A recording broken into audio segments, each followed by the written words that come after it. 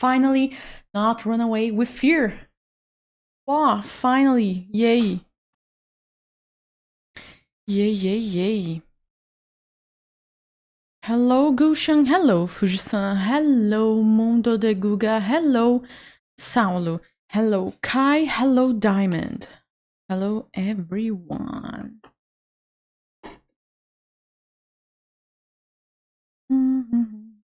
I'm going to open here the chat of the stream. The chat. So go right now and invite your friends that maybe is struggling with backgrounds, because today's stream we are going to talk about backgrounds. We are going to talk about backgrounds. We are going to take questions about them. All of the necessary stuff about it, I will be here to help you. All of it, I will be here to help you. Oh.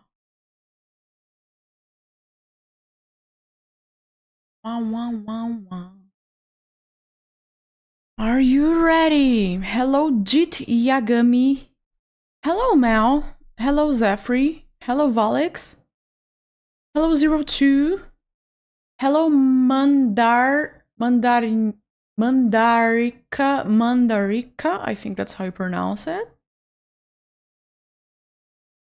More people getting into the stream. Come on, send this to that friend that needs that help, because what is the meaning of only you learning when you can get even more people to learn with you and improve? Because this is going to be a masterclass. This is going to be for all of you to grow and not struggle anymore with backgrounds. Also, let me turn on the AC because today we are getting hot.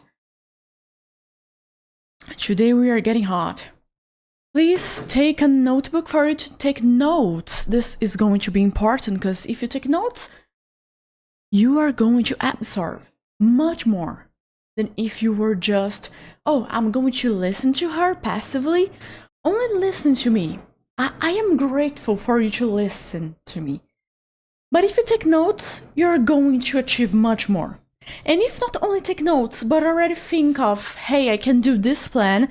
Hey, I can ask this person for help. And then we create a plan and then we measure everything. You're going to evolve even more. And that's what we want. You evolving, you doing progress with all the knowledge that I'm going to give to you today. Hello, After the Shrouded. Hello, Hazel Purple. Hello, Crimson Night. More people appearing, more people. We are starting in just a few minutes, just letting people get into the stream. And I'm opening the files. You guys are going to learn so much. So much. Wow. Let me open my script. So, if you don't have a sketchbook, a notebook, that's fine. You can grab your tablet. You can also draw along while we are doing this masterclass. The most important part is you learn, you improve, and your art is never going to be the same after this amazing masterclass. It's not going to be a common masterclass when I'm going to teach you, oh, and then you draw this, and then you do that, and that's how you do a background, guys. No. I want energy. I want to show the real tricks that helped me. And I am going to put myself in the fire. I'm going to show artworks that I have done more than 10 years, a decade ago, and show the mistakes that I did in background. I'm going to put myself in the fire to show all of you the way. Hey, this is not the way. Follow this other path. Hey, this way may be the best. Try this. Don't do the same mistakes as I have done. More people getting in.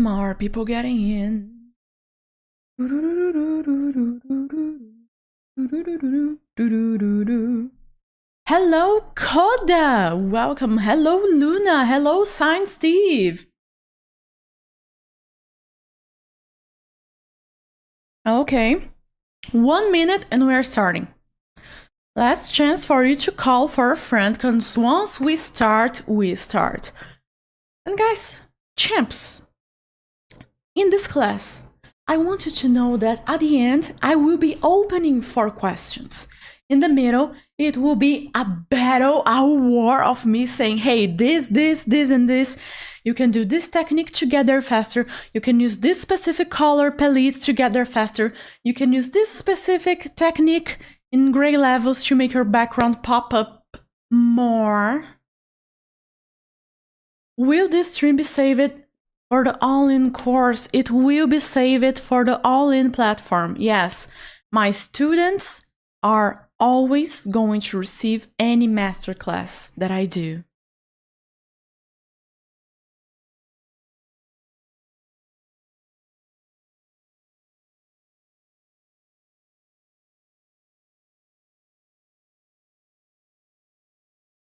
Karaoke, hello Luna, hello Science Steve. Oh. Hey everyone. Okay, we're starting. Can I start? Say yes in the chat right now. If I can start, say yes. Say yes if you believe, hey, can start, I'm ready. Let's go. How backgrounds work. Master class. How backgrounds work. Let me get here files and we are ready to go. Ready.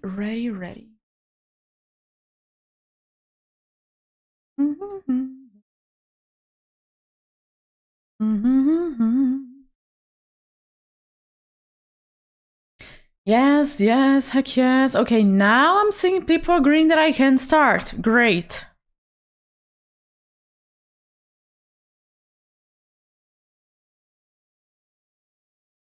This is your masterclass about how backgrounds work. And first we are starting out with why background matters. Why do you even need to learn that? I know at the start it can feel a little bit of a hustle, a little bit of a bad choice to think, hey, I gotta go and put all of my energy, all of my effort into making this background for my character.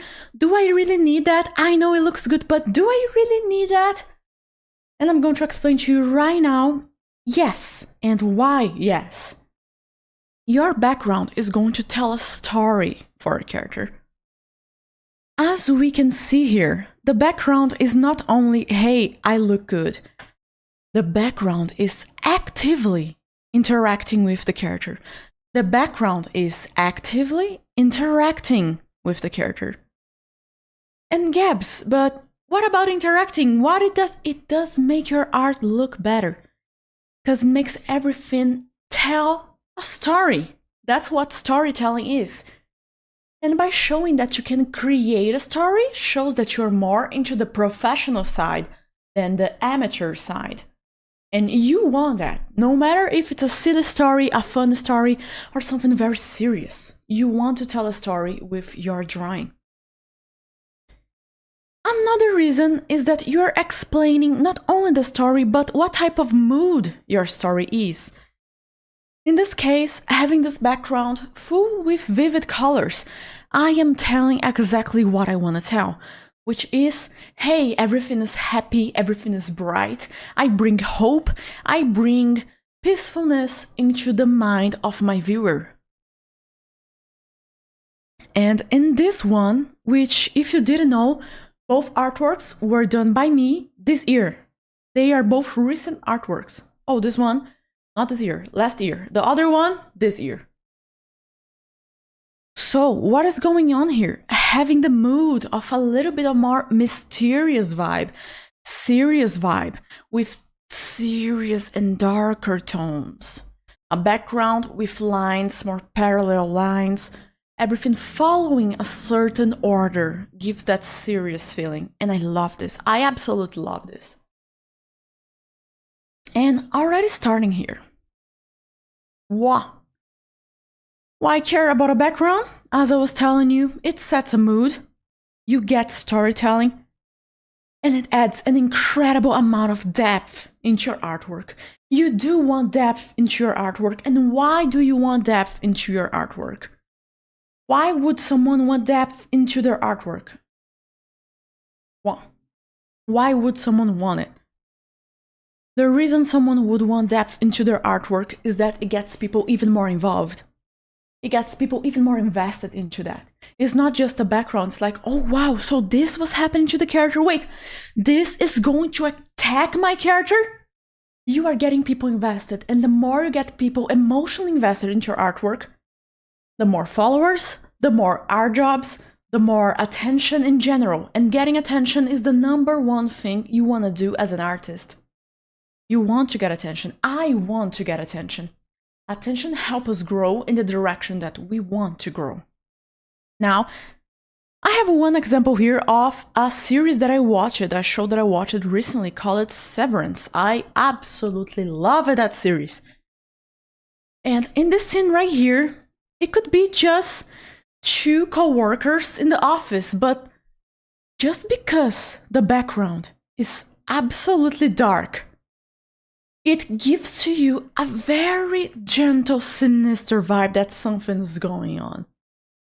Both of them looking a certain way, it already gives you the thought inside of your head, hey, there is something going on, there's something happening a little bit more serious that I may not understand, but this is not just 2 co-workers working in the office. Maybe we could even say a bit of horror, which is indeed a bit of horror. The background was able to add that. Only them look at the side, and if everything was pure bright light, would not do that. But the background, having very dark places, a sinister look, made that happen, made that possible. So, this is one example. I have more examples. But before saying them, I gotta tell you, a good background is not just decoration, it's an active part of storytelling.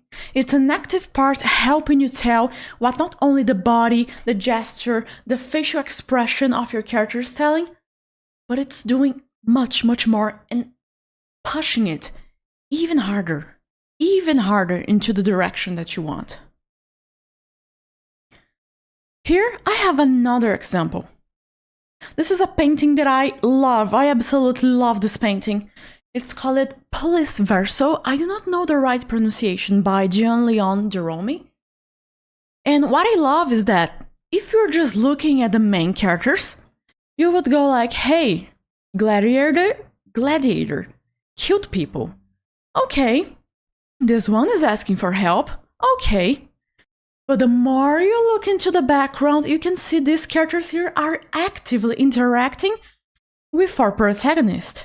And they are giving the thumbs down. Giving more context for you guys. Thumbs down that day meant, hey, you can kill the other human that was battling you. You can kill that man. So they are telling for the gladiator, hey, go there and kill him. Kill him. Do not help him. Kill him, have no mercy. And this piece, by having this, I absolutely love the storytelling level. And it was only capable because they were focusing into background. They were actively focusing, hey, I want to do this. The painter, he was completely focused into, I would tell something more. I would tell about how the audience, how everyone that was watching those horrible games, they wanted blood, they wanted no mercy at all. And that's something that was going on. And we can even check here the emperor, I believe, just chilling, eating some stuff. I don't know what it was eating, because we can see here some fruits, but it was just chilling, like a completely brutal scene was going to happen. It's like, yeah, normal day. You can create that. You have the power in your hands by using background in your favor. Background in something amazing. And there's no limits to what you can create. I love this. There's no limits. Absolutely no limits. And our last example here is a video game. Monster Hunter Wilds. I am certain there's people in this stream that have played Monster Hunter Wilds, because this game has been bombing. It has been bombing. Incredible game. What I want to tell you here is that the background is helping us see the size of this creature, this monster. It's not just, hey, large creature, but just being able to see the rocks behind it. It gets us mentally like, wow, that's huge. It's not like big, it's huge. It's truly a monstrosity. That character is amazing. We also have our main characters here side to the monster to compare size. But having a big structure truly show us, wow. Wow. Backgrounds serve as a way to tell your audience, hey, this thing is so big, look at this compared to a building, look at this compared to a tree, look at this compared to a full palace. That's the objective of having a background, telling stories. This one, I am telling, hey, this creature is huge. This other one, hey, I'm telling how the people at the time were thinking and how there's such an in-depth story about it. We could even go and see more things happening in the background. I love this. And here, how it gives us a more sinister vibe into all of this. So this was a very simple introduction about why you should care about backgrounds and why everything that I'm going to tell to you today matters and you should start to implement into your work. Again, I'm an artist that have more than 15 years drawing non-stop. Non-stop, I mean every single day. And the only days that I'm not drawing is that if I get sick or if something absurdly extreme happens. So today, have I drawn? Yes. Yesterday, have I drawn? Yes. Every single day I have been practicing and practicing and practicing. So what I'm going to bring to you is the most refined knowledge that I was able to get in all of those years. Let me check here in the chat if I can go. Yep, I can go. Here we go. Here. Now we are going into the core principles of backgrounds. There are seven main principles that you need if you want to create incredible backgrounds. They're not like, I can just ignore this one. No. If you ignore any of these principles that I'm telling to you right now, the chances of your artwork in the background sector failing is pretty high. I'm not joking. If you ignore any of those. But hey, does this mean that if my background is looking bad, it's one of the 7 that I'm lacking? Yes, you did an excellent job doing this reverse logic right now. If your artwork, your background is not feeling it, you're not feeling your background, the chances of it being one of these very 7 principles that I'm going to give to you right now is pretty high. So I deeply recommend you start taking notes at this point and start implementing them into your work. You start adding them. No matter if it's something very simple, no matter if it's something very small. Just by starting, just by taking that action to truly go there and do it, it's going to completely change the way your backgrounds work. Now, let's go to first one. First one is composition. Composition is the whole way your canvas is working. It's not only about, hey, I have this thing going on. No, it's the whole canvas. I'm talking about everything. If you have a canvas, a horizontal canvas, it's about the full image, this right here, how it's working. I'm not talking about any details, no. I'm talking about specifically the placement that you add your character, that you add your background, materials, objects, nature. It's never by accident. It's by design. You want this to be here so people will take more attention looking at that part. Will be even more, that makes sense. That's how you grow. You will notice there are patterns, and these are the 7 patterns that I have found, and the number 1 being composition. So, how does rule of thirds even work? Is this important? Well, rule of thirds, I'm going to show you right now what it means. And I'll be using my own artwork. Rule of thirds is that you break down your artwork into 3 lines and 3 blocks, a total of 9. you have a total of 9 blocks. And if you notice, each line we have 3, 3, and 3. I need you to pay attention to what I'm going to tell you right now. This is absurdly important. Absurdly. If you add something in this point right here, or this point, or this point, or this point, you are going to grab attention. You want it there. You want it there. It's not by accident that my character is exactly at the point of 2 of those. It's on purpose. It's on purpose. It's not by accident that the castle, the palace behind, it's also on 2 of those points. It's on purpose. It was planned. If you add your main character right here, if you add another thing that you want people to look right here, you're going to get more attention. Why? Because this is a rule that has been tested years and years, again and again, and it works. That's why it's called the rule of thirds. But it does not work only in this way. No, it also works in this way right here. Yep, I don't understand why you're painting that. Oh, I can show you how series use that all the time. Series tend to always get the face of a character very close to us. It's talking with someone, and someone right here at the other side. And they are being based on rule of thirds. They are exactly using that very same rule of thirds. 1 here, 1 here, wow, 1 here. 1 in the corner using all of these 3 rectangles, and 1 right here in the middle in the line that catches the most attention of it.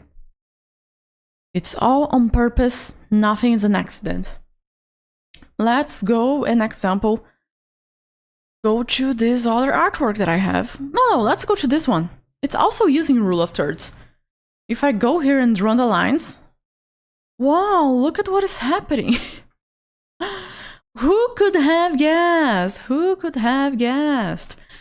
The gladiator is exactly at the main line, and the people right here are very close to one of the main 4 dots. Wow, who could have guessed? It's all on purpose. This is the very first rule that you're going to see happen again and again and again. Now, let's go into the second one. Leading lines towards focus. Now, it's not a rule. It's more about how do you place things in the background. Right here in this piece that I have created, it's on purpose, everything that I did. As example, this sword right here, being like this, it's on purpose. Why, you may ask? Reason is simple. I wanted to be creating a path so people look at the character. The same with the whatever it is that he's using, this piece of fabric that he's using at his neck. It's on purpose to make people look at that direction. Look at that direction. The path, the lights, everything. It's taking you to the main central area, which is this fox warrior, this fox prince. Now, let's go into balancing big shapes. Foreground, middle ground, and background. This is also into composition. And why is that into composition? This is into composition because once you have these 3 aspects, foreground, middle ground, and background. Let me draw this right here so I can show this. Foreground, middle ground, and everything in the back in background. Why have 3 things going on? Because if you have 3 layers, your artwork creates more story. And remember, we want story. So your main objective is going to be, please add different layers. Maybe you have only your character existing, but if you add things in front of your character, and you also add things behind your character, this is going to be a much better story. Because people can get into perspective, which is going to be the next one that you are getting into. Normally, when we are starting out, we tend to go only for middle ground, background, middle ground, background. And that would be a character and something going back to the character. And that is something that we can do. We can totally keep on doing that. But if you add things in the foreground or also together with your character in the middle ground, it's going to be a much more rich artwork to look at and just feel like, wow, this is mesmerizing. I adore looking at this. This is the feeling we want to bring at. Hey, I want you to feel proud of what you're drawing. This is why I'm giving to you these tips. At the bottom, at very down in the bottom, I want you to feel proud. I want you to feel happy. I want you to feel, hey, I can create great stuff. Because I have that in me. I have the knowledge, I have the abilities, I have everything necessary to create that. I want to give that to you. Because you can. Because you can. Now let's go to the second one that you gotta remember no matter what. No matter what. Perspective. Don't run away. I know many of you adore perspective so much that you prefer to draw 1,000 hands than to draw one single image with buildings and perspective. But today I'm going to show you that this can be something much easier, much more simple and practical. So, the very first point that you gotta understand about perspective is that it's adding more depth into the whole situation.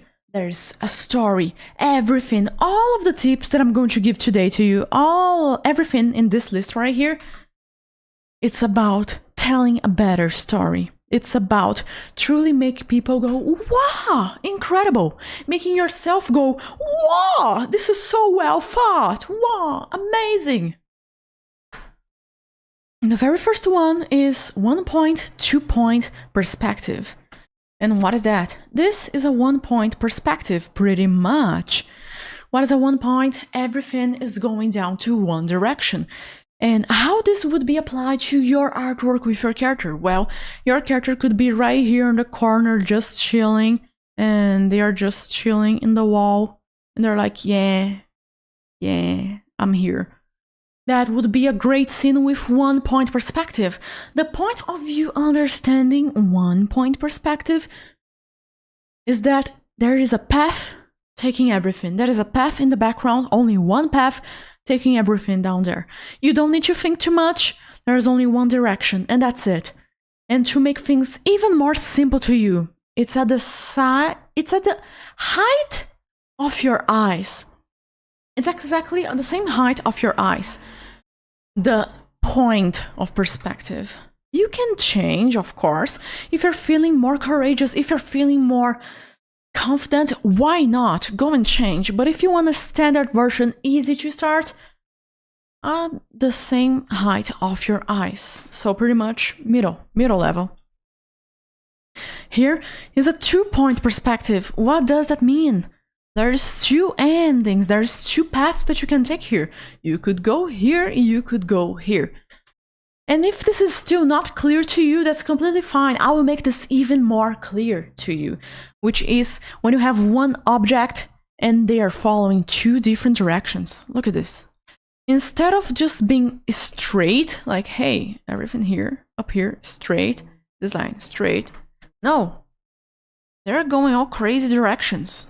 2 points, because it connects right here, connects right here. Wow.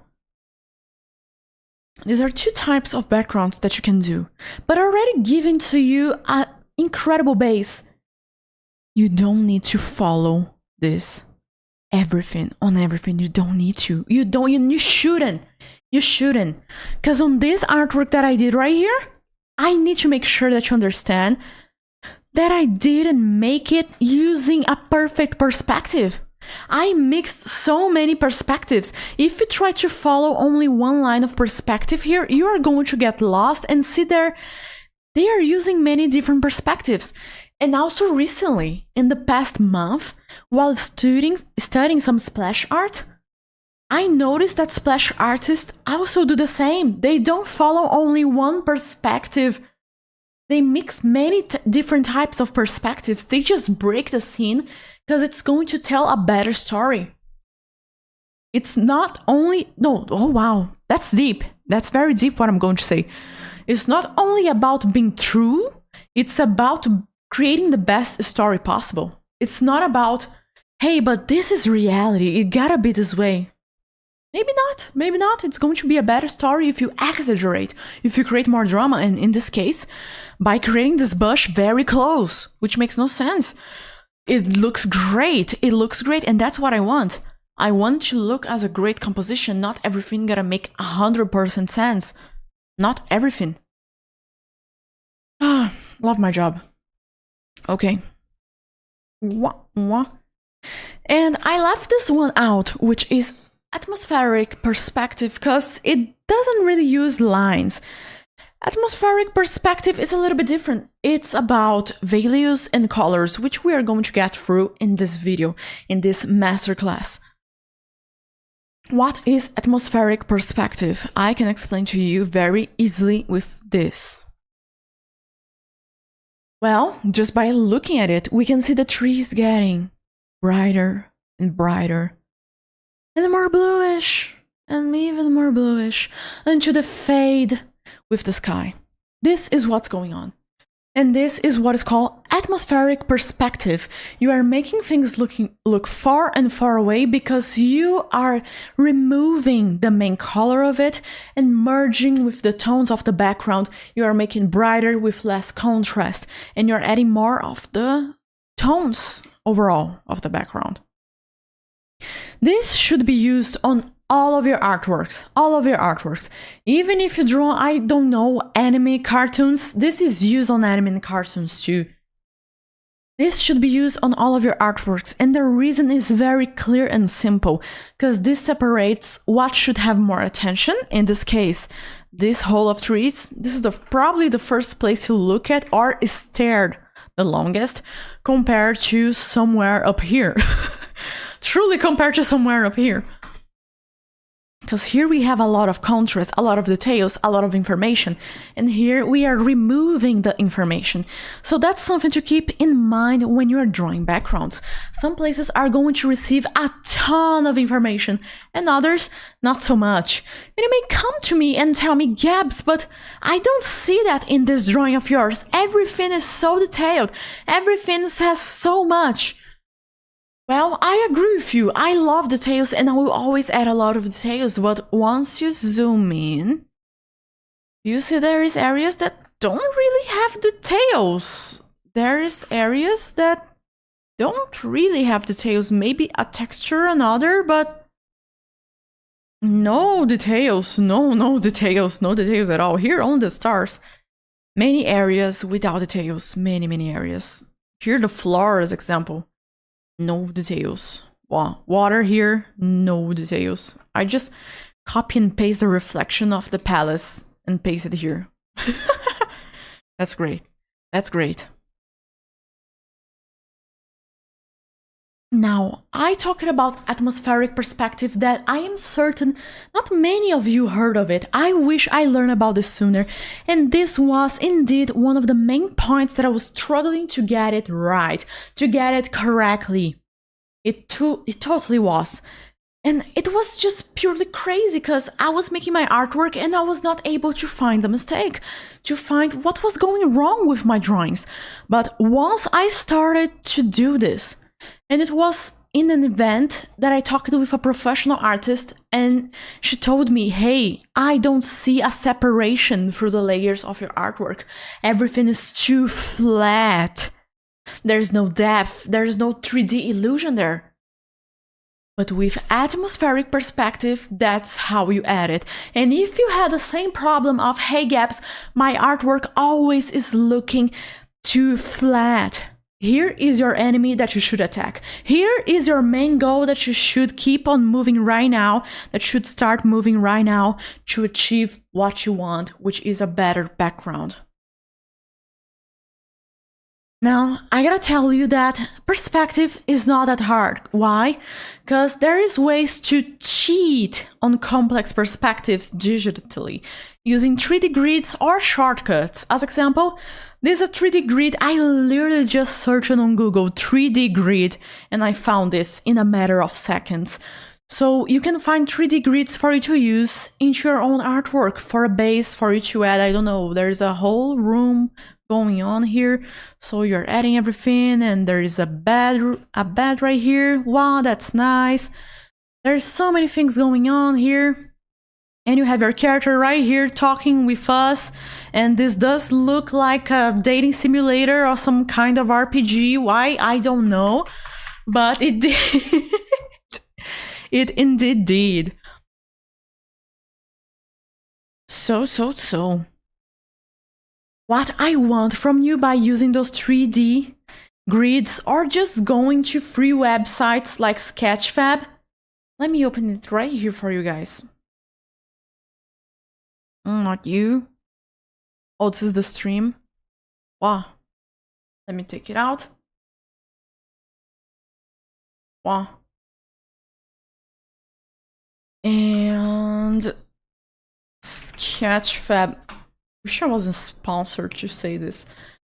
This is a free website where you can get objects 3D and look at them at any angle. Do you know how much this is going to save your time? Do you understand how much this is going to save your time? Let's say a park. Oh wow, we truly. Oh wow. Okay, I was not expecting this. This looks so good.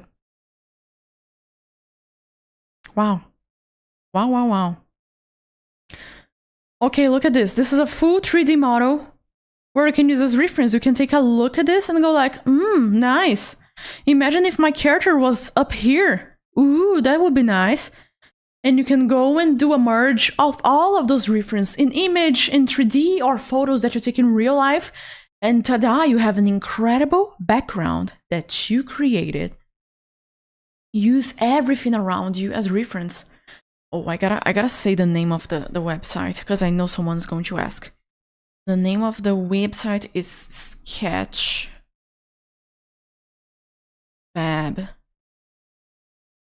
I use this a lot whenever I have some kind of horrible trouble trying to find what's truly going on in the perspective, or if you have a specific feature, object, clothing that it's truly hard for you to draw.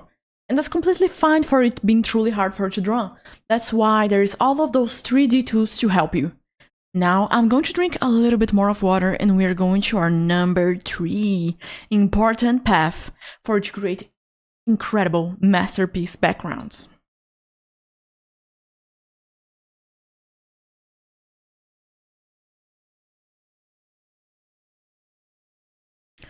So, number 3, values, light and shadow layers. This is a lot connected with atmospheric perspective. This is absurdly well connected. Those two are so well connected. I have no words about it. They are very well connected. And why they are so connected? Because it's about gray levels again and again and again. This is darker, this is brighter. Gray levels are all the way here, all the way. So if you want to show something that is in the foreground, as example, you gotta get darker. And if you want to show something that it's in the middle ground or background, you gotta be brighter. It tends to be a rule. And here, showing my own artwork, it was a rule again. This bush right here in the foreground, it was very dark. It was indeed very dark. In the middle ground, this character right here was even darker. And this was on purpose. The foreground is dark, but I did the middle ground even darker on purpose to call more attention to the background. But if this was just a nice looking landscape, I would for certain keep the foreground darker and everything in the back brighter, and so on.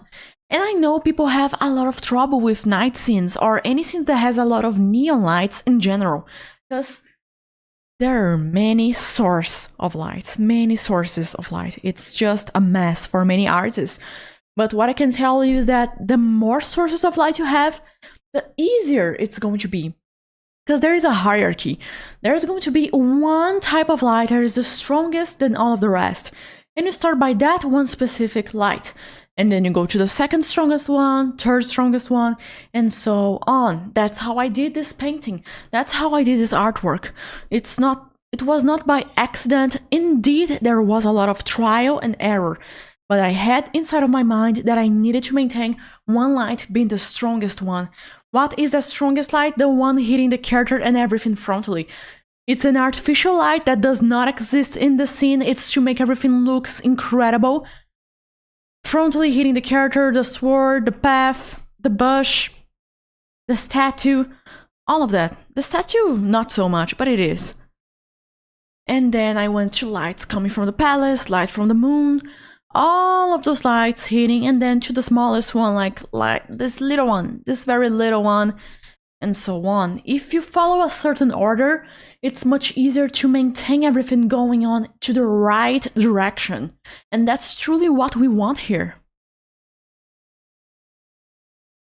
So, value separate planes. Here, another example. On purpose, things very close are getting dark, have some dark tones. And the main character also dark compared to the whole water and the fish around. It's bright, the fish and everything around is dark. Here in the middle, a little bit darker because I wanted it to call attention. It's on purpose, again, by design. It was designed to be this way. It was thought of it. It's not an accident. And I want you to make the very same thing. Here, on purpose, this area of the castle is darker. Why? You're gonna look at it. You're gonna look at it, still look at it. This area here being very bright on purpose. Why? So people can see a line right here. And that line is taking us to the main character. That line is taking us to look to the side. It's making our heads do this movement right here. Or our eyes. And I love it. I love it. Horizontal, vertical lines are excellent to guide. Diagonal lines, they're amazing to guide. Here, this line curving, also guiding. Composition is incredible. Backgrounds are incredible. I need to tell you that you need to use grayscale to check your background readability. And what is that? You gotta think through your drawing process. Hey, can I truly understand what is going on? It's indeed interesting for you to just apply above your drawing a layer of making everything black and white.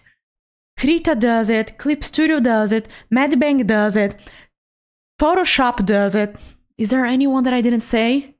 Ibis Paint does it. They all have a tool for you to make your drawing black and white. Just to check what is truly having the strongest contrast. Because once you keep that in mind, you're going to notice very fast what people are taking the most attention into. You want that, because if you understand where people are looking the most, you're going to understand where in your drawing you are going to make the most important area. Imagine if by accident I make this area here with load of contrast. Well, people are not going to look at the character. That would not be good. So it's important to check your gray levels and see if they're truly giving the message that you wanted them to give. I love gray levels. The more I study it, the more I grow. The more I grow, indeed. Now, let's go into color theory. Color theory. Love color theory. Do you love color theory? I love color theory. Color theory is there to help you. And you're gonna notice that once you're creating a scene with a story, remember when I told you there is a hierarchy on a place that is going to be brighter or darker? Well, the very same thing happens with colors being warm or cool. And that's what I did right here. You can notice there is a huge amount of blue tones compared to warm tones, and that's on purpose. I want to make the blue tones win to show that it's a night scene. If I made the bright, warm oranges win and yellows, would people believe this is a night? Probably not. It would be so hard to convince people this is night. Your colors are also telling a story, and everything that I'm telling you here goes back into telling a story. You want your colors to tell a story. What kind of story? Well, colors are related to certain emotions. If you want to show something related to anger, go to red. If you show something related to passion, go to purple. If you want to show something related to happiness, bright yellows. If you want to show something very peaceful, bright blues and greens. This is the way you create incredible compositions. By adding the right tones for your drawing, by adding colors that work together. And how do you make those colors work together? Well, what I did right here is something called more into a complementary scheme. What is complementary?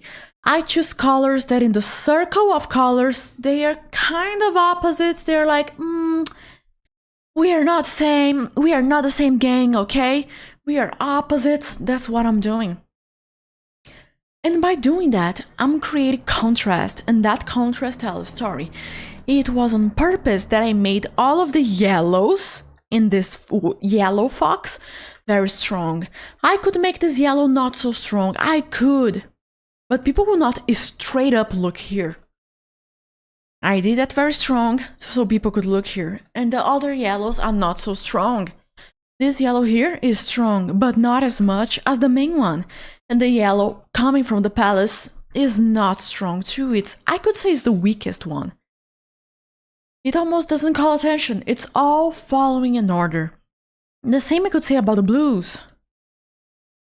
The blues in the sky does not call as much attention as the blues in the water. Again, using the same premise of having a hierarchy in colors, having a hierarchy in grayscale, having a hierarchy in your composition, where you want people looking the most, which would be using the rule of thirds, where you will not want people looking so much, which would be in only one side of the corners, and so on. So, limited palettes for a harmony. You don't need to use all of those tones that I use here, greens, reds, yellows. If you want to create an even stronger mood, you could go only with blues. You could go only with warm tones. This is a technique that can bring the emotions in an even stronger way. And I believe, I don't have any scene right here, but there are many places that have that. It's called monochromatic. Monochromatic. I'm going to open here and explain and show. Monochromatic movie scene.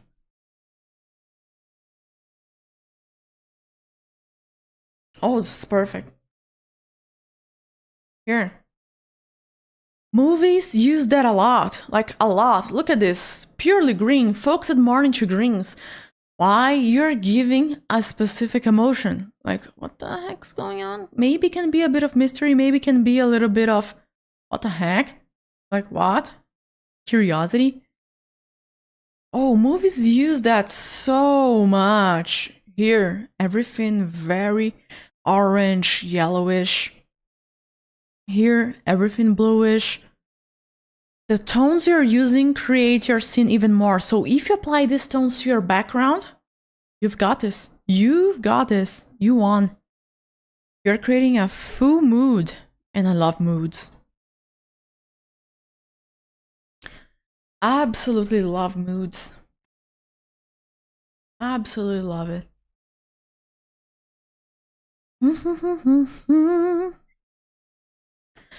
If you use those very limited palettes, you're going to create an even stronger emotion. So this is an opportunity for you that don't want to go, or if you feel that it's hard to work with many colors like you used here, which has reds and pinks, purples, yellows, and everything. Atmospheric color, air between objects, color shift. This is completely connected to what we talked up here Atmospheric perspective, the same thing that was happening here. Getting brighter and changing tones is what is going to happen here in your colors. You don't change only the gray levels, and not only the details, but you also change the colors. And let me show how it was applied right here. We may think, there's the character, there's the background. No, there's something hidden going on. There's something very hidden going on. And that thing is that between my character and between my background, I added a layer of fog. Do you see this? It's getting a little bit into the purples. It's getting into purples, blues, everything close to the character, everything in the background that is close to my character is getting much brighter and with low opacity. This may seem like a very subtle change, but this brings the eyes of people, brings your eyes to the character even more. Right here, I have the original file of this drawing. This is the very original file that I used to create this absolutely masterpiece. I feel so proud of this drawing. And I want to show that. It's here. It's not this one. Let me search here. Whoa, the file is so big. The file is a monster. This file is 3 gigas. Wow. Is it here? Nope. Is it this one? Oh, I found one. Is it this one? Nope. So many fog. Wow. That's crazy. Oh, I found it. Fog. Fog. Fog. Do you see what was happening? Do you see? I would do that again, because this is so important for you guys to see, notice, and apply. This is without the layers of fog that changes everything around my character. Or some of you may even say, no, I prefer this way. You can do that way, but if you're telling a story, I would hardly recommend this. So this is without the magical fog. Now, with the magical fog. Do you see the difference? How much the character pop? The character pops so much, and these layers are pretty much in normal or maybe screen. No, all of them are in normal. I just use a grayish, brighter tone than everything that is going in the background, using a huge airbrush and apply it all around my character. The difference is just crazy. Look at that. We can see everything, but the character is not that separated. And here, we separate the character much more. Much more. And that's what we want. Even if for someone that used to be like me, as example, no, I prefer details, Gabs. I love details. Well, too many details can ruin your artwork. That's one of the points that we are going to get into. Too many details can indeed ruin your artwork. It's about balance. The same way you are not going to work out as crazy all the time, the same muscle group, and no rest at all, because it could cause serious damage in your muscles, your tendons, your overall health. You're not going to do the same with your drawing. Not everything should receive a lot of details. Not everything should be receiving a lot of contrast, a lot of strong colors. Everything should have its own place in the hierarchy that you create. So now, let's advance, and it's exactly the next point. Texture. When talking about texture, I don't want you to go crazy and do detail by detail. I don't want you doing this. I committed this mistake for such a long time, and I don't want you suffering the way I suffer by doing that again and again and not finding what was the wrong thing. And of course, you may come to tell me, Gabs, but you did this leaf by leaf. And yes, I did leaf by leaf. Well, I'm just kidding. No, I did the first layer, then I duplicated it, and then I just inverted, and I tried to giggle it, like change the angle, try to squish it, try to stretch it. And by doing those very small changes, it looks like I drew leaf by leaf, but I did not. I didn't draw leaf by leaf, and the same about the flowers. I didn't draw flower by flower. I drew like 2, and the rest was copy, paste, stretch, push, or pull. Just doing that. Here, it's a great example of how we do the effect, how we imply texture without truly giving texture. Here, I used a brush that did for me the 3 leaves. It's not about drawing 1 leaf, 1 grass blade by 1 grass blade. 1 leaf right here into these flowers by 1. It's about just doing an amount, using a texture brush in the grass, and up here, just doing a few flowers, then copy and paste, just change the placement of the light and shadow, and that's it. If you look strong enough, you see all those flowers, they are the very same. They are the very, very same. They are not something that I was like, yeah, I'm going to draw 1 by 1. Yeah, I gotta go the hard way. Look at me, how pro gamer move I'm doing here. No.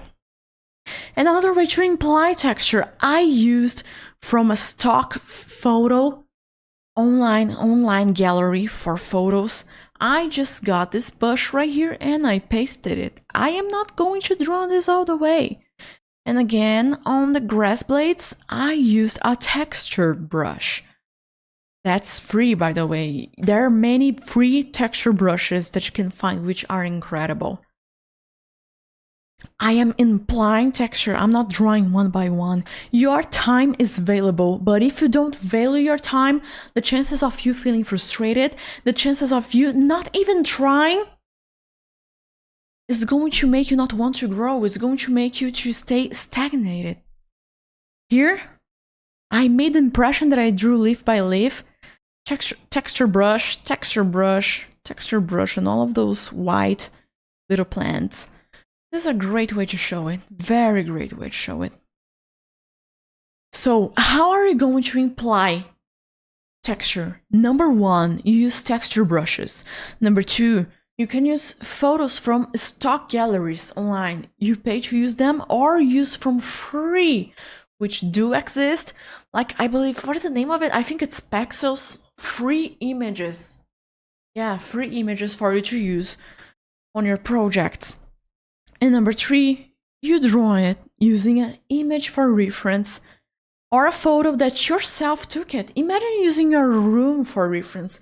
It would be so much easier to get perspective and everything. I totally recommend that. Use texture brushes smartly.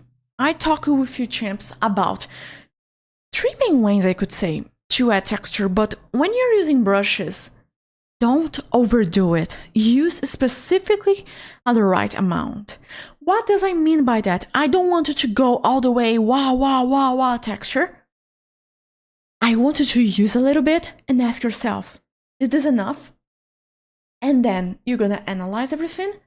And after analyzing, if it's enough, you stop adding texture. If not, you go and add more. But Gabs, what is going to tell me if it's enough, if I have added enough texture or not?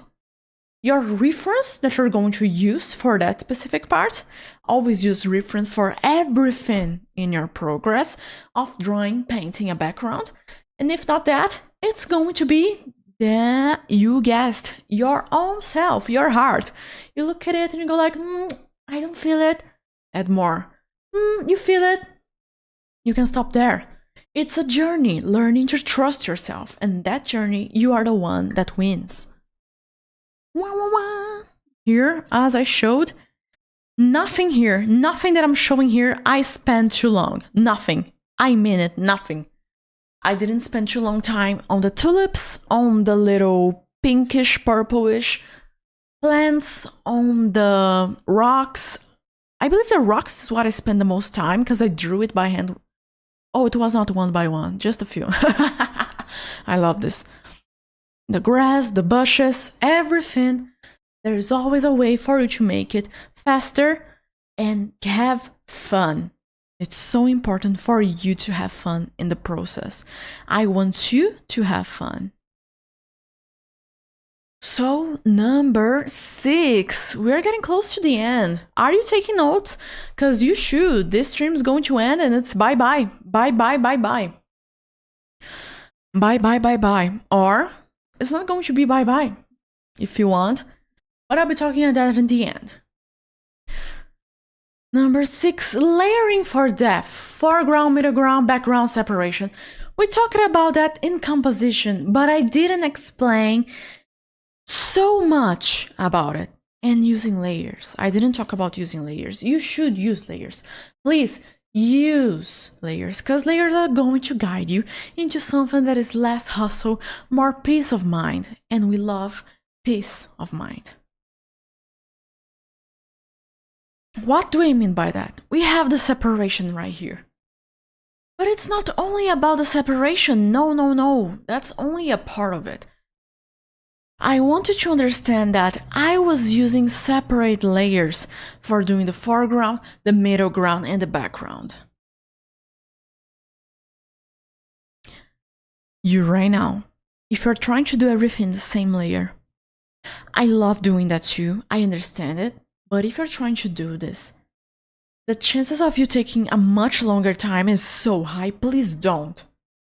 When it's a big project, when we are talking about getting there fast, at least at the starter point, at least when you're starting out, use different layers for your foreground, middle ground, and background. And inside of each one, also separate. Inside of your foreground, as example, right here, I separate a layer for the flowers. I separate a layer for background flowers, background inside of the foreground. I separate a layer for foreground leaves, middle ground leaves, and background leaves. And I did the very same for middle ground. Right here, I had a layer for the character. I had a layer for the cape that he's using. I had a layer for the shield. I had a layer for, I don't know, anything you can think of. I had so many layers. And little by little, in the middle of the process, I was merging them. The more confident I was feeling about, I was merging and merging and merging. But it's not only about confidence. It's also about you truly having the most of it in the little of time. You use just a little bit of your time and you get already fast results because you had separated layers. Having separate layers locked so you can only paint inside of a specific shape saves you a ton of time. So do use and abuse of this tip that I'm giving to you right now. And the same in the background. I believe the background it's even more easier to understand what I was talking about. No way I was going to do this in one layer. That would be pure insanity. I had a layer for those little shapes right here. I had a layer for those arcs. I had a layer for everything here inside. I had a layer for this window. I had a layer for each one of those buildings. I had a layer for the stairs. I had a layer for the door. I had a layer for the light. Well, you've got it. You understand what I meant by it. So many layers, so please do use layers. But how to not go to the extreme using too many layers? I wanted to break down into at least this. This formula right now that I'm going to give to you is the easiest way. You break down into foreground, middle ground, and background, okay? And in each one of those, for you to not get lost, for you that are starting out, I wanted to break down into 3 layers. 3 layers and 3 layers. This is the perfect way for you to not get lost, not have too many layers, and at least have a great amount of layers. And what is going to be up here, middle here, down here, up here, middle here, down here, and up here, middle here, down here. You're going to see there is a pattern on each one. As example, middle leaves right here. They are in the middle. What would be in the middle right here? Well, this leg right here could be in the middle. If you want, of course. Or the tail right here could be something in the middle. And for the back, something in the middle would completely be all of this area that we have with the door and the two children. All of this area would be middle. All of this area, again, middle and middle. Why middle? Because we have this pillar right here frontal to it, and it's not in the back compared to, you guessed, inside of the castle or this very far away tower. Wow. Create at least 3 for each one. If you're creating a huge piece, your background has a lot of stuff, that's it. I'm giving to you the full formula so you don't get lost. I'm giving to you everything in your hand so you get out of this masterclass and draw like crazy in the easy mode. And now, for the last one, that we get everything together. Wow. Storytelling in backgrounds. You are telling a story with the colors as we talked, with what is in the background, what is the middle ground, and foreground. You are telling a story, adding texture on specific places by implying details. You are telling a story, as I said, with how much a certain color appear there. You are adding story with how deeply dark something is or deeply bright something is, or how much contrast a specific place has between dark tones and bright tones, or with perspective, how everything is following one path, how everything is following 2 different paths. That's important. And how things are fading in the background. And also, not the least one, but the first one that we talked, rule of thirds. Absolutely important for you to apply into your drawings. And if for some reason this is looking too hard for you because this is horizontal, the very same thing applies if your canvas was going vertical. That's right. Right here. You could have your character posing right here with their torso, and they are like saying, hey, happy life, yay, nice. Whatever it is, the pose, this is your character. Nice. And the character is holding up, I don't know, food. Here, food. There's food right here. Here's your character. Your character is happy. Here's how you can use rule of thirds into your character if it was a vertical canvas. Face right here, important thing right here, and so on. Use those 4 points to choose the placement of everything, showing in a very easy way for you to understand. Now, going to the last one, champs. Congratulations to all of you that are watching this masterclass, because you could have your time right now playing games. You could have your time right now doing absolutely nothing and just scrolling through social media, brain rotting yourself. But no, you chose to be here and improve your art. So props to you. You are incredible. You are amazing. You deserve to be noticed. You deserve to grow a lot in your craft because you are taking the time, the dedication, the determination to make it happen. You are one of the few. Totally one of the few. Today's Sunday. You are amazing. So, number 7 is storytelling in backgrounds.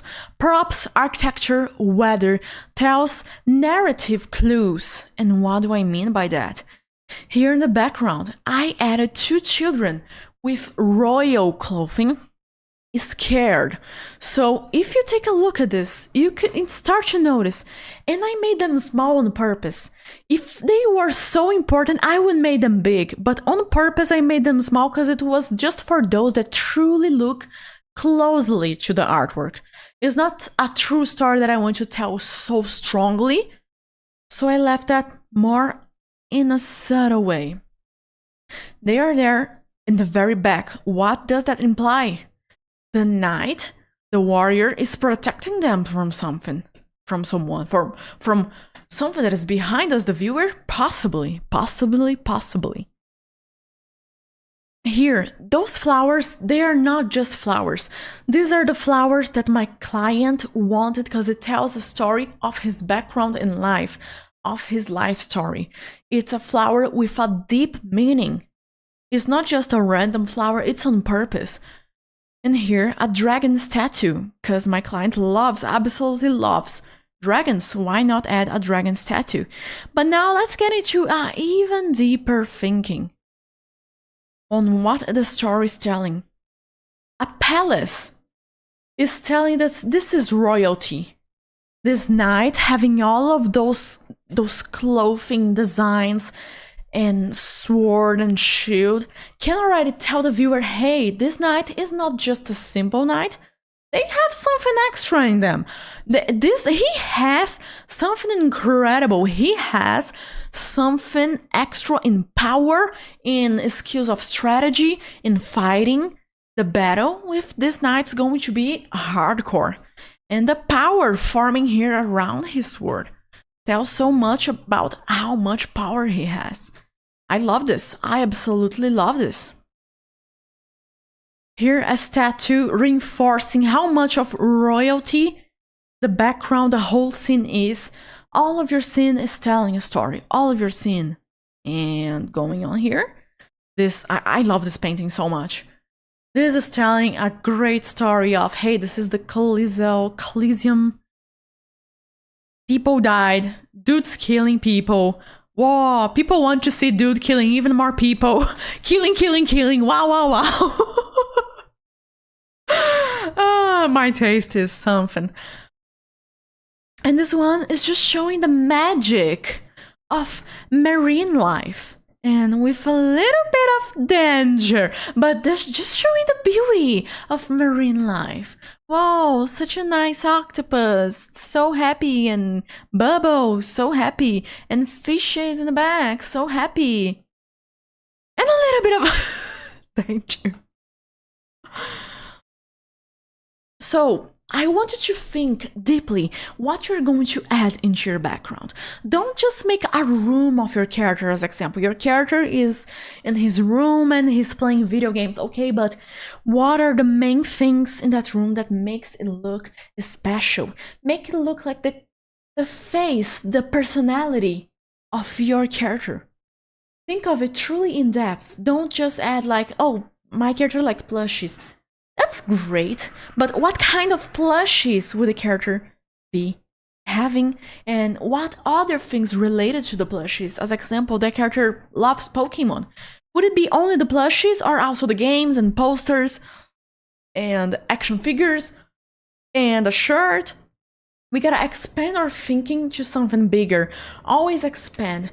It's important that for this to happen, it's about understanding that you're not going to draw. No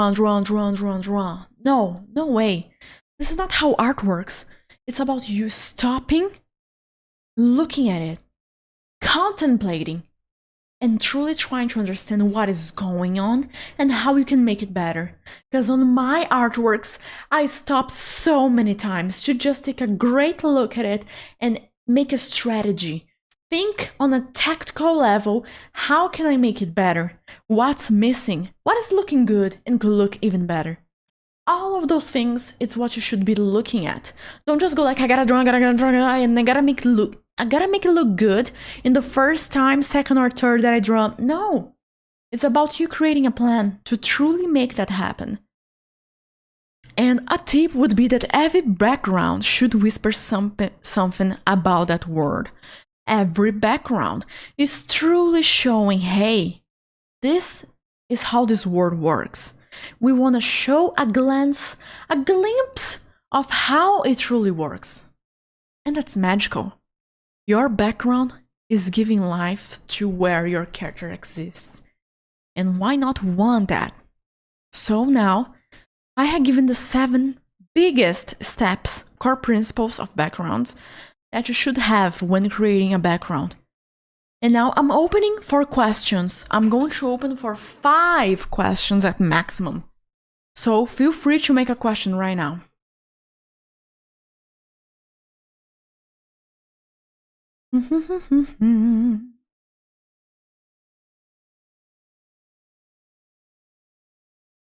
Oh, I almost forgot.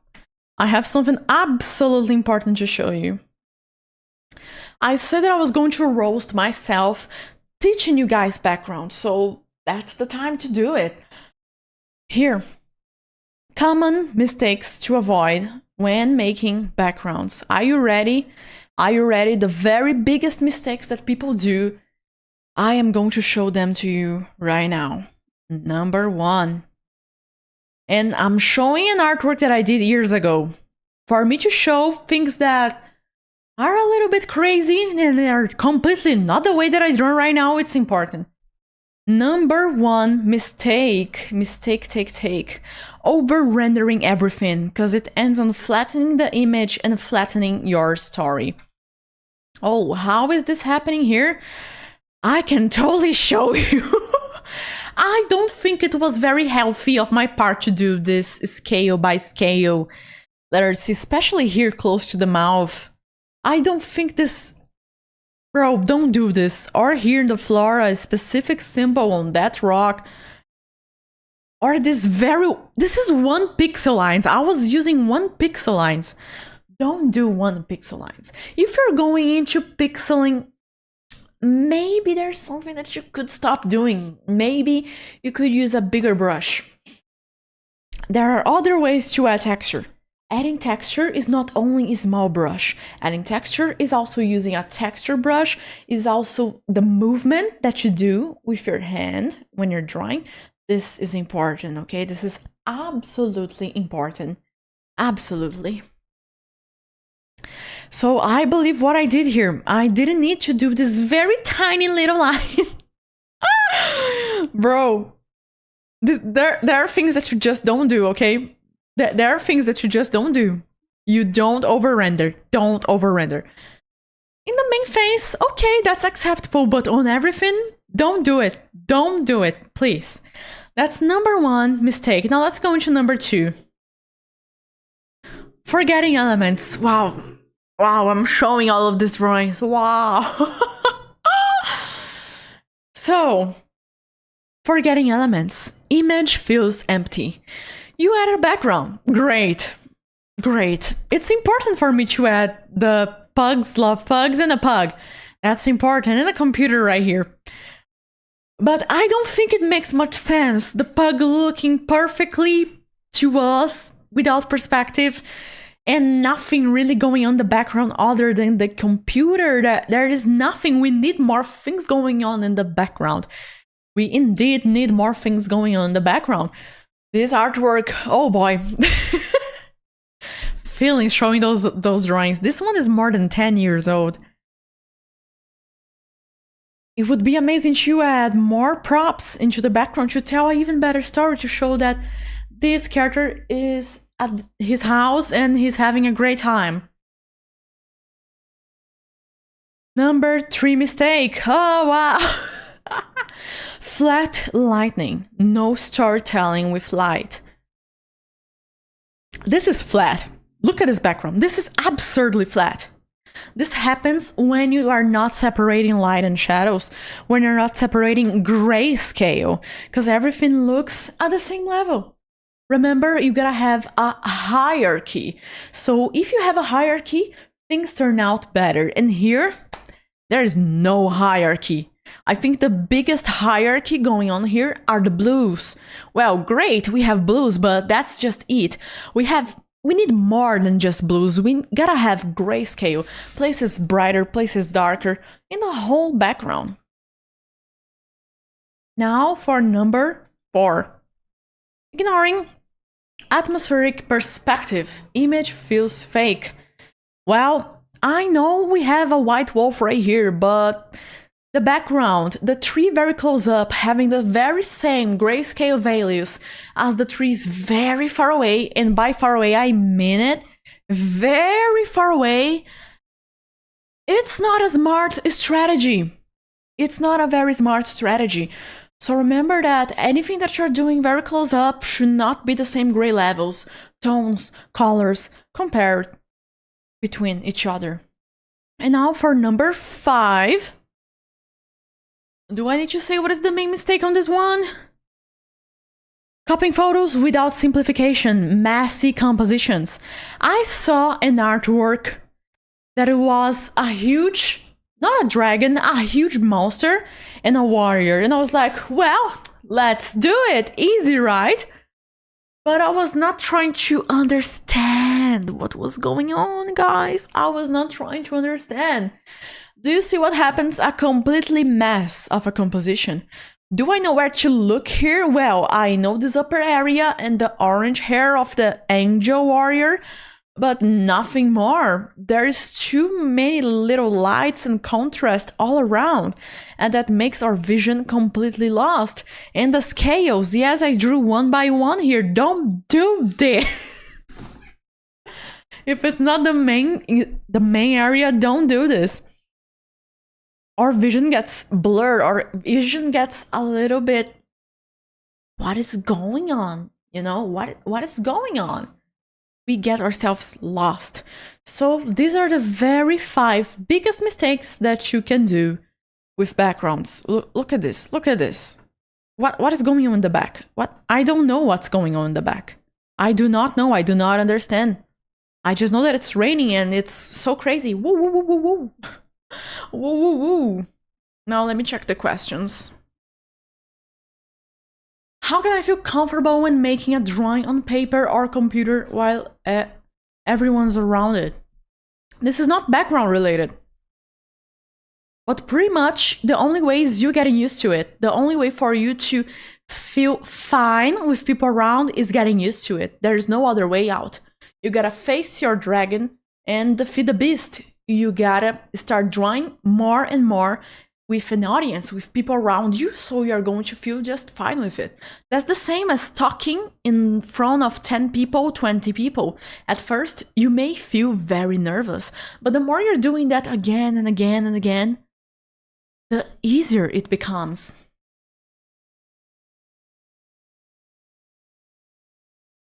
How do you prepare your background? That's a great question, Pack. I prepare my background by number 1, having reference for objects. Number 2, having reference for the overall environment, where it's going to be, like in a forest, in the city, in a room, all of those things. And number 3, for mood, I have a reference for each one of those. Main objects in the scene, where it's going to be, and reference for the main mood, how color should work there. Then that I got those 3, I start creating some sketches. But I don't do those sketches only focused into, I'm going to detail this and that. No, it's a very simple sketch, just with, hey, you here, you here, you here, you here. Does this make sense? Is this good according to the rule of thirds and perspective, or anything that I'm going to add and do later? Yes? Keep on doing. No? Change reference, try again.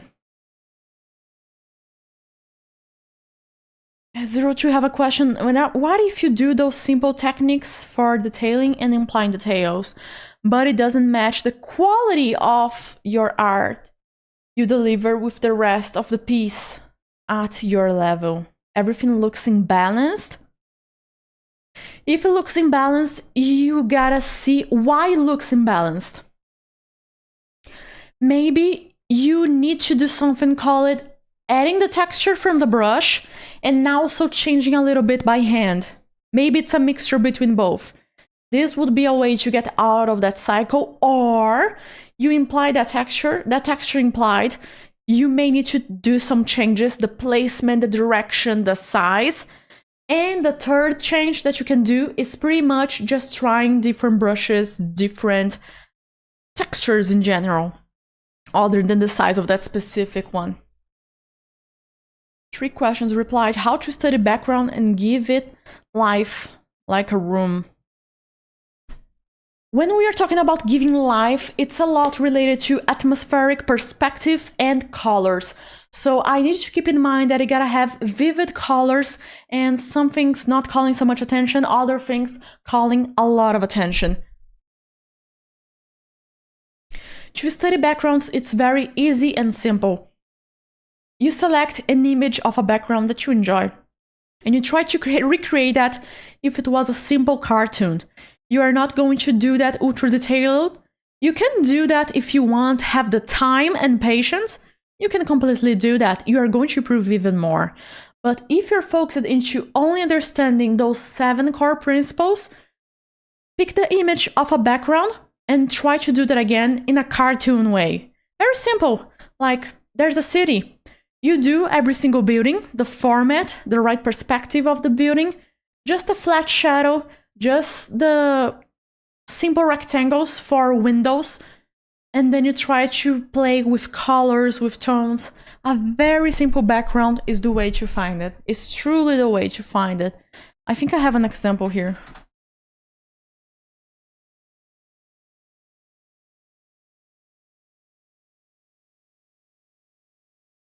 Tutorial art. Here. I do have an example right here. This is the example of a background that I created very fast. It's one of my YouTube videos. It's a background that I created very fast, and it was focused on mainly shapes. If you focus on shapes, on the overall action, colors, not so much on details, you can go very far, create a lot with only 1 hour, or at maximum 1 hour and a half. You study by truly trying to replicate that and always asking yourself, what's going on? How can I improve that? How can I make it even better? Truly getting into the depth of it. Because the more you download all of that information into your brain, the more you can do it again and again and again, a great background. It's about you having the mentality of how to paint backgrounds. Oh, okay, I understand that I just start with flat layers of foreground, middle ground, background, and then I separate another 3 on each one, flat, flat, flat, and then I start adding shadows and light, and then I start maybe fixing the perspective, and only the very last thing, details, and always fixing a little bit more colors overall. Artistic eleganza. Oh, I am. 4 questions have gone. Last one. How do you make your background more effective with what you have drawn? To make it more effective, it goes into atmospheric perspective. What we talked right here. To have your character, you have your character right here. Let's say you have your character and you're going to draw a background. It's gotta be related to your character. Your character may be jumping or maybe serious. Maybe if your character is just posing, you can just do a natural background. And by natural, I mean if the character was in their house, how would their house be? Just by replying that, you already have what is going to be in your background. And the mood depends on how your character is feeling. If your character is happy, probably a happy background. If your character is very angry, probably a horrific background. Focusing into strong contrast colors and reds. How do you make lighting with brushes? I like to use a huge brush. Use a huge brush in airbrush, by the way. Soft and using low opacity. This way, by using low opacity in a big brush, I create a soft gradient in my light.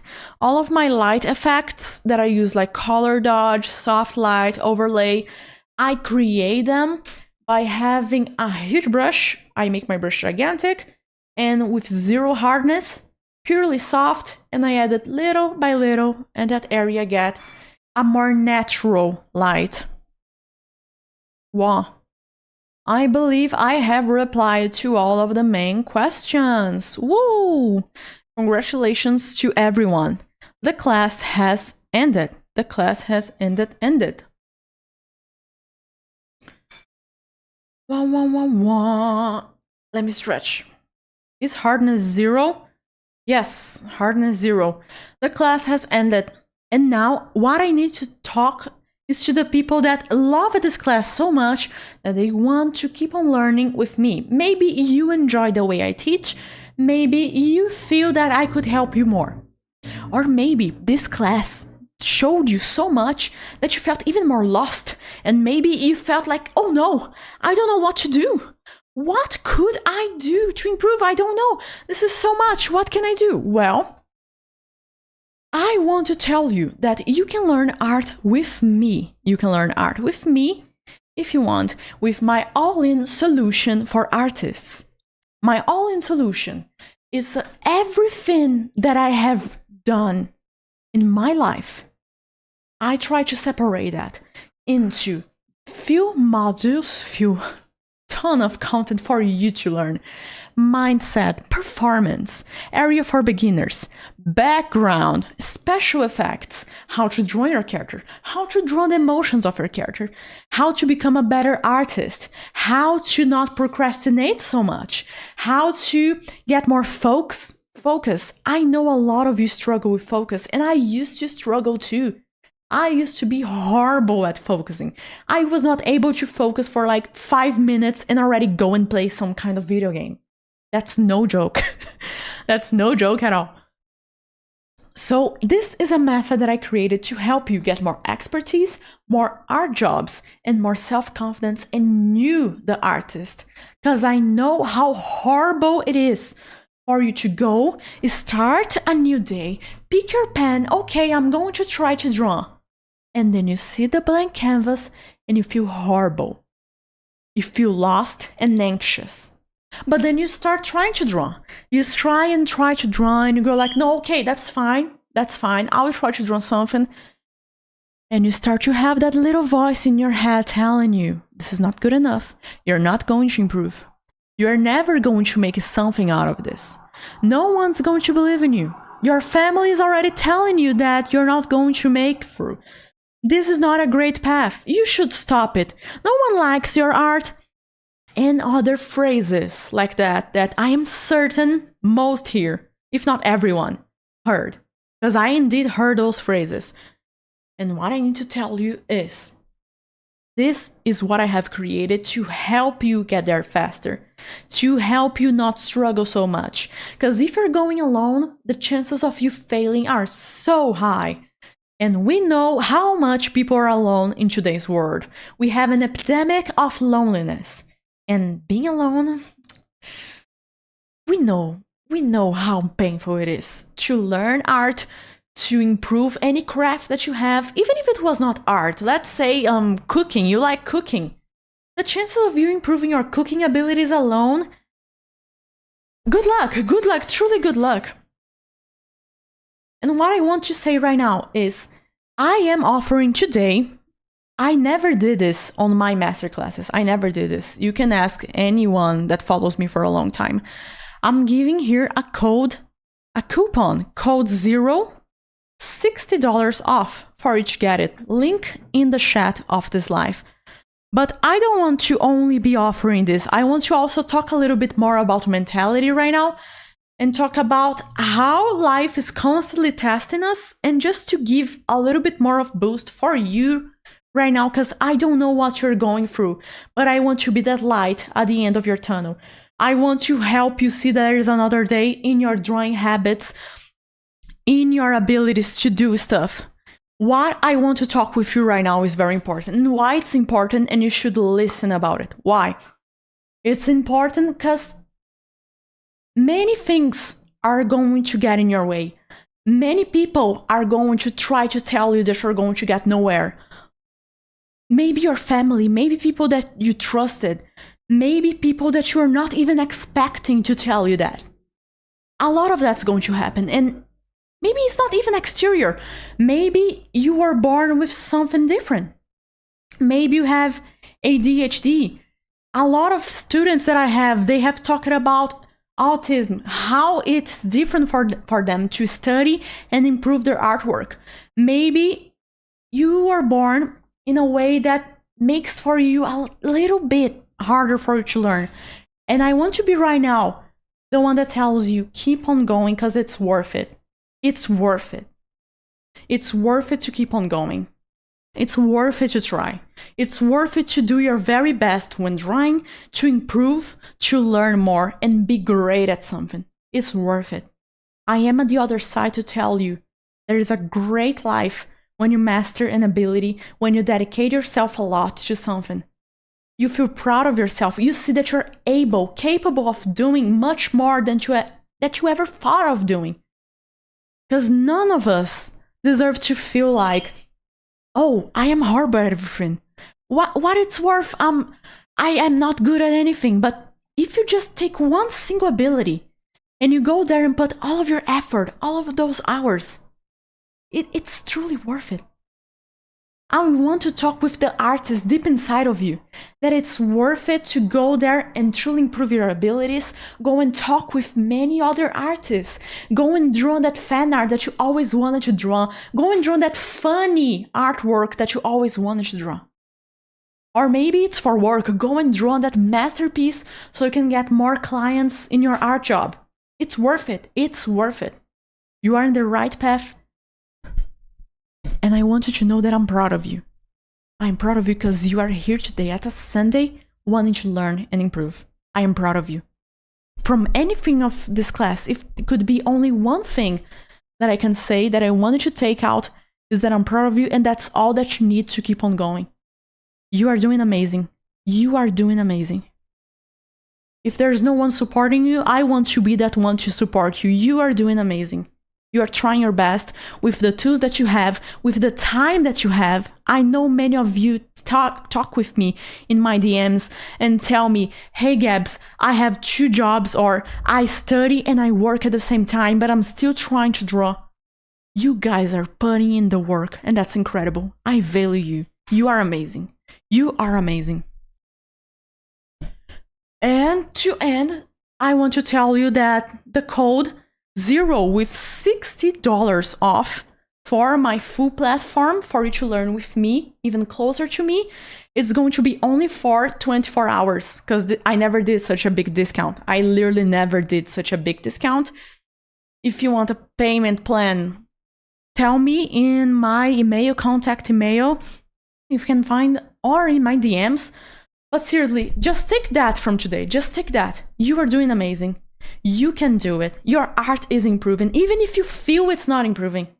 I say that from my heart. I say that from all of the times that I had anxiety attacks and told myself, no, I'm not improving. Screw all of that. I'm never going to be great at something. You are going to be great at something. You are. You are. When we are so focused into those small little things, we feel like nothing is working, but it is working. It is working. And it's about to keep on going and keep getting up and keep getting up. I like doing martial arts. I do fighting. And the very main premise of fighting is that you're going to receive so many punches and kicks. And it's about you, with all of those kicks, with all of that pain, getting up again, getting up again, getting up again. You are an amazing fighter. Keep on going. Keep on going. So that's it for today. And the discount's not going to go forever. Only 24 hours. And that's it. I am going to teach you more. I want you to be motivated. You deserve the best. You have people to support you. You are not alone. You can get for free in my Discord community. If you feel that you don't have people to talk about art, you can get there. I want you to feel accepted. I want you to feel that your art's getting somewhere, because it is. Art is about self-expression. I want you expressing your feelings. I want you creating something that you feel that it's magical. Because I feel it's magical. Thank you very much, everyone in the comments. Gaming Guardians, Mundo de Guga, Anue Shidera, Mel, Pack, Marley D, Lambda, everyone, 02. Is there someone that I didn't? Kai, Narrow, Bayanda Majola, who more? I believe I said Fujisan. Thank you very much, Pepper.